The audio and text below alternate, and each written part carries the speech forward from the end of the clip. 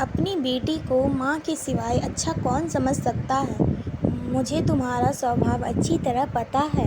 तुम्हारे ससुराल में सब लोग अच्छे हैं, तुम ही उनके साथ मिलजुल कर रहना नहीं चाहती। ससुराल तो ससुराल होता है और मायका तो मायका होता है।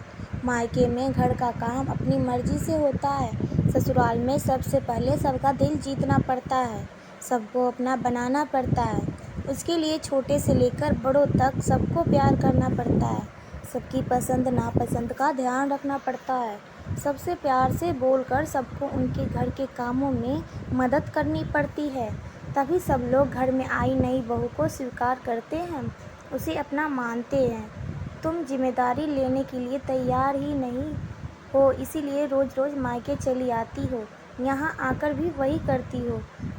अभी की बात देख लो, घर में कदम भी नहीं रखा, उतने में भाभी को ऑर्डर देना शुरू कर दिया। भाभी मुझे चाय नाश्ता लेकर आओ।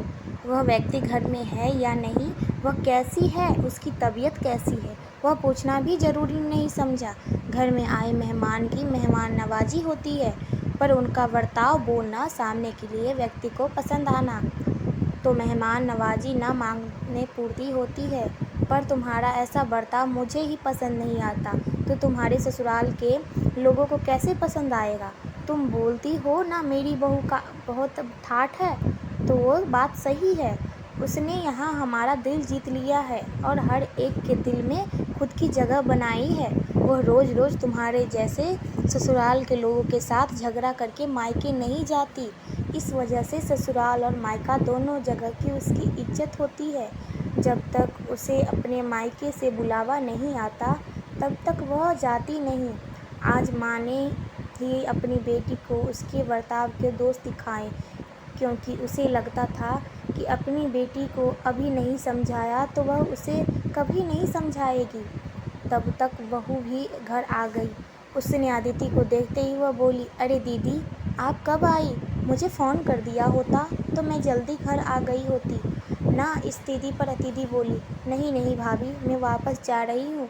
अभी ही मेरी सास का फ़ोन आया था, उनके सीने में दर्द हो रहा है, मुझे वापस जाना है, आऊँगी वापस कभी। यहाँ एल बोलकर अदिति अपना सामान लेकर चली गई। तभी उसकी भाभी ने उसे रोकने का प्रयास किया, पर उसकी सास ने ही अपनी बेटी को रोकने के लिए मना किया और अपनी बहू को बोली, बहू जाने दो, उसे पहले अपना घर संभालने दो, उसके बाद उसे के मायके में आने दो।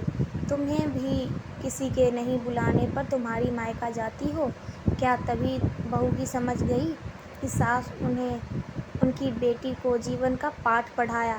काफ़ी महीने हो गए अदिति का फ़ोन नहीं आया था, वह खुद भी मायके नहीं आई, इसीलिए उसकी माँ ने उसे फ़ोन किया। शुरुआत में किसी ने भी फ़ोन उठाया नहीं, फिर थोड़ी देर बाद फ़ोन किया तो फ़ोन उठाया, लेकिन अदिति ने नहीं, उसकी सास ने उठाया। तभी उन्होंने उनकी तबीयत का पूछा, फिर दोनों की बातें शुरू हुई। तभी बीच में ही अदिति की सास ने उसकी माँ को धन्यवाद किया। तब अचानक उन्हें ऐसे बोलने पर उन्होंने कुछ समझा नहीं आया, इसीलिए भारती जी ने वापस पूछा, आप और किसी की बात पढ़ रही हो क्या? अदिति की सास बोली, नहीं। फिर आप धन्यवाद किसको बोल रही थी? भारती जी पूछा। आपकी बेटी अदिति बहुत समझदारी से बर्ताव कर रही है, सभी को अपना मानने की कोशिश कर रही है, सभी की मनपसंद खाना का बनाकर खिलाती है।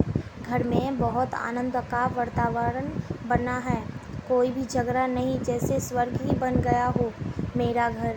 इसीलिए मैं आपको धन्यवाद बोल रही हूँ। आपकी बेटी के अच्छे बर्ताव से यह दिन हमें देखने मिला, हम बहुत धन्य हो गए। पहले हमें उसकी तरफ से कोई भी अपेक्षा नहीं थी, पर आपने उसे समझाकर भेजा और उसके स्वभाव में बदलाव आया। आज उसी अदिति को मायके जाना तो दूर की बात है, फ़ोन पर बोलने के लिए भी उसके पास वक्त नहीं है, वह अपनी गृहस्थी में व्यस्त हो गई है। दोस्तों, सभी माँओं ने अगर अपनी बेटी को ऐसा समझाया और उनको समझाया आ गया हो, तो किसी भी घर में झगड़ा होगा ही नहीं और कभी घर टूटेगा ही नहीं। अगर ये कहानी आपको थोड़ी सी भी पसंद आई हो तो प्लीज़ लाइक, शेयर और हमें कमेंट करके ज़रूर बताइएगा कि ये कहानी आपको कैसी लगी।